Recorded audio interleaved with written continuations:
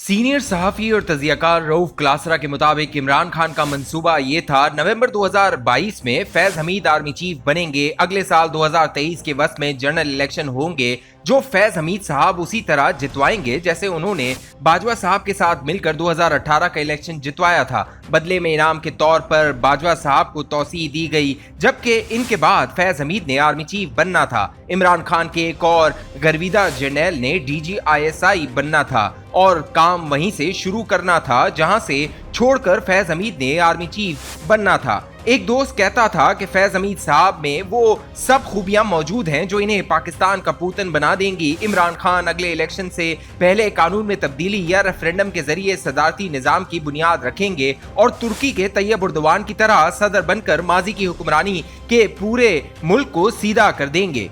एक दोस्त कहता था फैज हमीद साहब में वो सब खूबियां मौजूद हैं जो इन्हें पाकिस्तान का पूतन बना देंगी। इमरान खान अगले साल इलेक्शन से पहले कानून में तब्दीली या रेफरेंडम के जरिए सदारती निजाम की बुनियाद रखेंगे और तुर्की के तैयब उर्दवान की तरह सदर बनकर मर्जी की हुक्मरानी करके पूरे मुल्क को सीधा कर देंगे। उन दिनों इमरान खान हर तरफ सदारती निजाम के हक में तकरीरें करते पाए जाते थे और इसके फवाइद कौम को बताते थे। वो पावर में तो पार्लिमानी निजाम की बदौलत आए थे, लेकिन इन्हें तैयब उर्दवान बतौर रोल मॉडल अच्छा लगता था। तैयब उर्दवान ने भी 3 दफा वजीर आजम बनकर सोचा था छोड़ो यार वजारत उज़्मा भी कोई औहदा है, बंदा बने तो सदर बने और रूस के सदर पुतिन की तरह आहानी हाथों से अपने मुखालिफिन से निपटे। तैयब उर्दवान के रोल मॉडल पुतिन थे और सदर बनते ही उन्होंने पुतिन की तरह अपने मुखालिफिन को नाको चने चबवा दिए। यूं इमरान खान को भी वही शौक चढ़ आया कि इन्हें भी पुतिन और तैयब उर्दवान की तरह वजीर आजम के बजाय सदर बनना चाहिए। वजीर आजम की नौकरी भी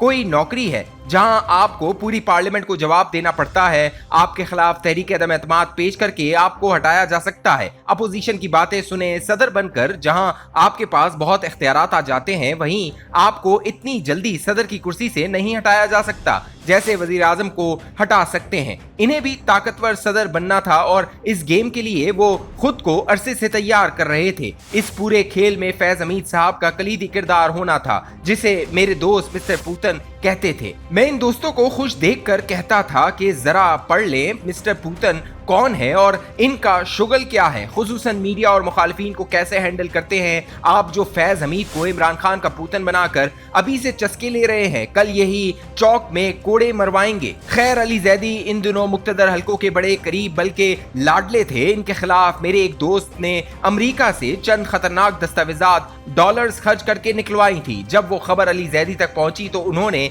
एक शादी में मौजूद एक जनरल साहब से इस रिपोर्टर को सिफारिश कराई कि जाने दो यार। इन दिनों अगर याद हो तो जनरल बाजवा भी आर्मी हाउस में रात को एंकर्स को बुलाकर धमकियां देते थे कि अगर वो इमरान खान के खिलाफ तनकीद करने से बाज ना आए और मसाइल पैदा करना बंद न किए तो फिर उन्होंने 5000 ऐसे लोगों की फहरिस्त बना रखी है जिन्हें खत्म करके मुल्क को तरक्की याफ्ता बनाया जा सकता है। हमारे सहाफी दोस्त मोहम्मद मालिक जो इस मुलाकात में मौजूद थे कुछ बोले तो बाजवा साहब ने कहा आप सहाफियों के नाम भी इसमें डाले जा सकते हैं। मोहम्मद मालिक ने खुद इस बात की तस्दीक की। इस वक्त के विफाकी वजीर फैसल वाउडा ने भी एक टीवी शो में कहा था कि 5000 बंदे मार दें तो सब ठीक हो जाएगा। ये सब बातें उस वक्त खुलेआम हो रही थी जब इमरान खान वजीर आजम थे। ये खूनरेजी और कत्लेआम की धमकियां टीवी पर दी जा रही थीं और बाजवा साहब सहाफियों के सामने इस फहरिस्त की मौजूदगी की तस्दीक करके इन्हें डरा रहे थे। इस तरह की एक फहरिस्त कहा जाता है कि साबिक army chief general Asif Nawaz Janjua ने भी नवाज शरीफ के पहले दौर में तैयार की थी, लेकिन जिंदगी ने मोहल्लत न दी। अगरचा कुछ लोग जनरल आसिफ की इस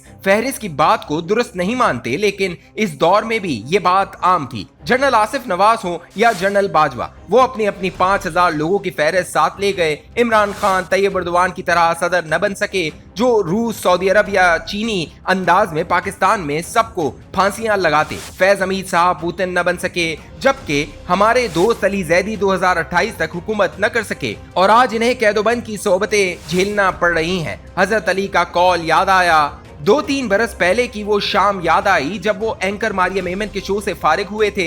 मैं और इरशाद भट्टी भी वहीं थे। मुझे देखा तो कहके लगाकर बोले आप हमारे लाख स्कैंडल्स बनाएं, हम कहीं नहीं जा रहे, हम अब 2028 तक हुकूमत करेंगे। मैं इन लोगों से अब नहीं उलझता जिनके खिलाफ मैं स्कैंडल्स फाइल करता हूँ। कभी उलझ पड़ता था, उम्र बढ़ने के साथ एहसास हुआ ये क्या बेवकूफ़ी है। इन दिनों मैंने ताजा GIDC का स्कैंडल फाइल किया था, जिसके तहत इमरान खान ने अपने करीबी डोनर्स और बिजनेसमैनों को 250 अरब रुपए माफ कर दिए थे, जिनमें ज्यादातर इनके ATMs थे। खैर, इस स्कैंडल को ब्रेक करने के बाद मामला सुप्रीम कोर्ट तक पहुंचा और अदालत ने इमरान खान का फैसला गलत करार देकर 250 अरब रुपए रिकवरी का हुक्म दिया था। इस पर इमरान खान नाराज हो गए थे और नाराजगी इस हद तक पहुंची कि मुझे अपनी नौकरी से हाथ धोना पड़े थे। मेरी बीवी मेरा मजाक उड़ाती थी कि तुम पाकिस्तान के वाहिद सियाने हो जिसने कौम के 250 अरब रुपए लुटेरों के मुंह से निकलवाए और बदले में इनाम के तौर पर अपनी 7 डिजिट तनख्वाह से हाथ धो बैठे और अब भांजो भतीजों से कई माह से उधार लेकर काम चला रहे हो। मैं शर्मिंदा हो जाता और के वाकई बड़ा गुनाह कर बैठा हूँ। कौम अपनी अपनी मर्जी के लुटेरों के हाथ लुटकर खुश थी, जबकि मैं इनके लूटे 250 अरब रुपए बचाकर अपने तहीं बड़ा तीर मार चुका था और अब कई माह से बेरोजगार बैठा जख्म चाट रहा था। खैर, बात GIDC स्कैंडल तक नहीं रुकी थी, बल्कि अली जैदी साहब पर भी चंद स्टोरीज फाइल की थी, जिनमें इनके IT इंडस्ट्री से ताल्लुक रखने वाले एक दोस्त के चंद बड़े कारनामे शामिल थे। अली जैदी इस्लामाबाद में अपने उसी दोस्त के घर रहते थे, जिसे बाद में वो वजीर आजम इमरान खान के साथ चीन ले गए और वापसी पर इस दोस्त को पेशावर मेट्रो में $84 मिलियन का कॉन्ट्रैक्ट मिला।